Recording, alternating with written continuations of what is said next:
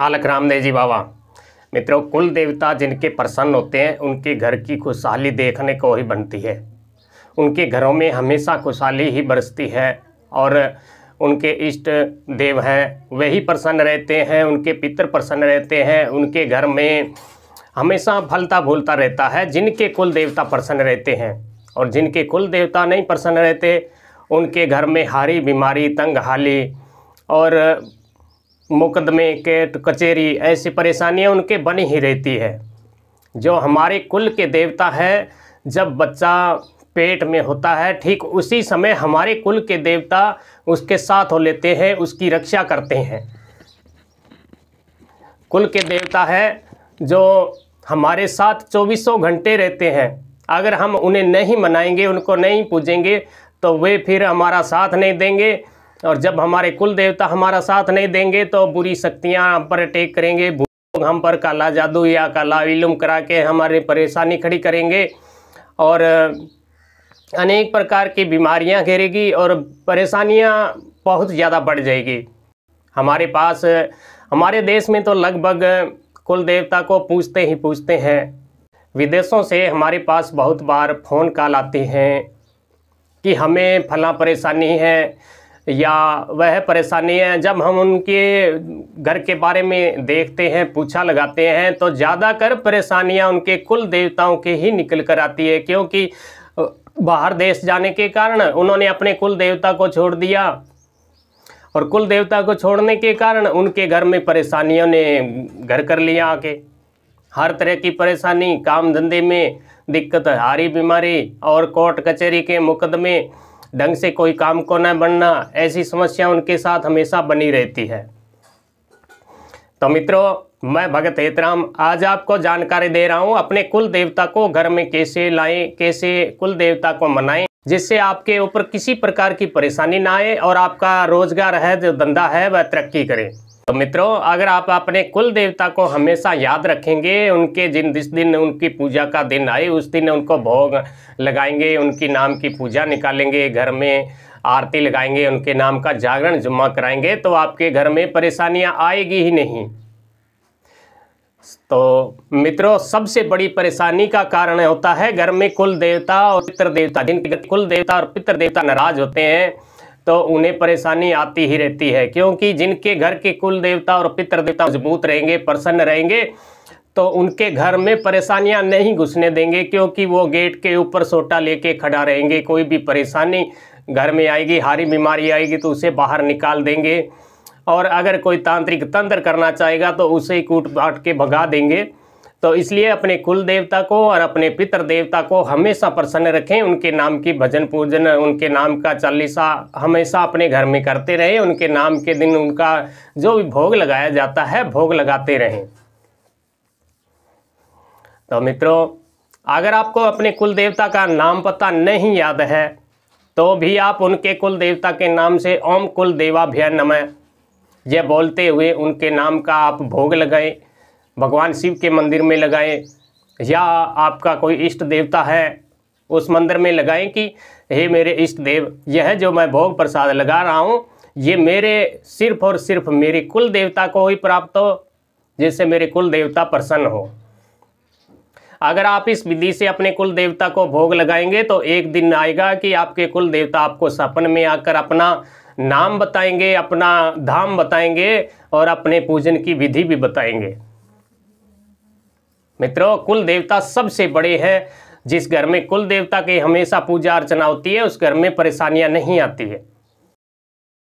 अगर आपको कुल देवता का नाम पता है, उनका धाम का पता है तो हम आपको विधि बता रहे हैं। इस विधि से आप अपने कुल देवता को अपने घर में लाकर पूर्ण रूप से विराजमान करेंगे तो आपके घर में सुख शांति और आनंद मंगल होगा। जो पहले आपका धंधा रोजगार 100 रुपये का होता था, वही कुल देवता को मनाने के बाद, उनकी पूजा करने के बाद वही धंधा है जो हजारों लाखों तक पहुंच गया। ऐसा हमने बहुत बार अपने ये साधना के दौरान और भिन्न जो बहुत से भगत हैं हमसे पूछा निकालने के लिए आते हैं, उनकी घरों की समस्याओं को देखकर हमने पाया है जो कुल देवता जिनके प्रसन्न हैं उनके वारे न्यारे हैं। जिनके कुल देवता और पितृ देवता नाराज है उनके घर में से परेशानियां निकलती ही नहीं, चाहे कितना ही जतन कर लो। एक ठीक होती है, दूसरी तैयार, तीसरी तैयार, चौथी ठीक होती है, पांचवी तैयार। इस तरह परेशानियां एक के बाद आती रहती है। तो इसलिए मित्रों, कुल देवता को प्रसन्न करें। तो अगर आपको कुल देवता का नाम पता याद है तो आपको हम विधि बता रहे हैं। जिस भी दिन आपके कुल देवता की पूजन का विशेष दिन हो, उस दिन अपने घर में अच्छा सा भोग लगाएं जो कुल देवता को प्रिय हो। जो आपके बड़े बुजुर्ग हैं, जो बड़े वडेरे लगाया करते थे, उस भोग को बड़े चाव से बनाएं, प्रेम से बनाएं। और बनाते समय कुल देवता अन्नमभ्यम, कुल देवता अन्नमभ्यम इस मंत्र का जाप करते रहें और प्रार्थना करें कि हे मेरे कुल देवता, मैं आपको अपने घर में विराजमान करने के लिए मंदिर जा रहा हूँ लेने के। हमारे इस भोग को स्वीकार करके आप हमारे घर में आकर विराजमान हो और हमारे घर में खुशियाँ दें। उसके बाद भोग बनाने के बाद अपने परिवार के जितने सदस्य हैं सब जो मिलकर, जो भी कुल देवता का आपके नज़दीक मंदिर हो, उस मंदिर में जाएं। जिस दिन आपके कुल देवता की बड़ी पूजा हो, उस दिन यह उपाय करना है। मंदिर में जाकर आप पंडित जी से प्रार्थना करें कि मैं अपने कुल देवता को अपने घर में विराजमान करने के लिए आया हूँ, लेने आया हूँ, आप कृपा करें। तो वह पंडित जी आपका भोग प्रसाद है जो कुल देवता के सम्मुख अर्पण करेगा और प्रार्थना करेंगे। उसके बाद आप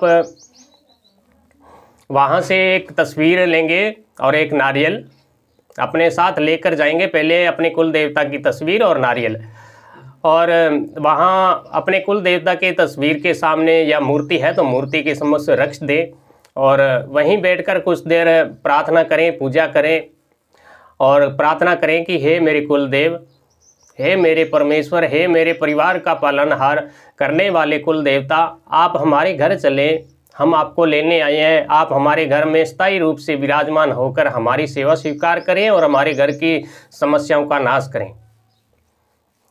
और उसके बाद उन तस्वीर जो आपने ली है उसको कुल देवता के सामने रखें और नारियल को रख के प्रार्थना करें कि आप इस तस्वीर और नारियल में विराजमान हो ताकि हम आपको अपने घर लेकर जाएं। और उसके बाद तस्वीर को और नारियल को किसी कपड़े में अच्छी तरह ढक के और ओम कुल देवता नमः, ओम कुल देवता नमः मन ही मन ओंकारा का, भगवान शिव का और अपने इष्ट देवता का नाम जपते हुए घर आ जाना है। घर आके अपने कुल देवता का अच्छा सा भोग लगाना है। अपने घर आके अपने कुल देवता का अच्छा भोग मनाना है।